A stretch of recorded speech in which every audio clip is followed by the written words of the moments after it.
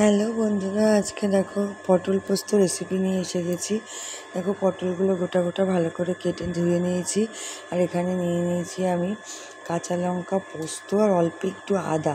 পোস্তর ভেতর অল্প একটু আদা দিয়ে দেখবে, ভালো লাগবে।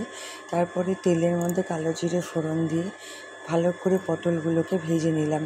আমি বেশি করতে লাগে না, আমরা তো দুজন মানুষ, আমি আর আমার হাজব্যান্ড, তাই অল্প একটু করলেই হয়ে যায়। তারপরে দেখো এই যে আমি ভালো করে পটল ভেজে তার মধ্যে পোস্ত বাটা, কাঁচা লঙ্কা বাটাটাকে দিয়ে দিলাম। আজকে আমি লাল লঙ্কার গুঁড়ো ইউজ করব না, আমি কাঁচা লঙ্কা দিয়েই রান্না করবো। এই যে কাঁচা লঙ্কা দিয়ে রান্নার কারণে একটু কালো লাগছে রঙটা দেখতে, কিন্তু এরকমই কালার হবে, তাও আমি গুঁড়ো লঙ্কা দেবো না এখানে।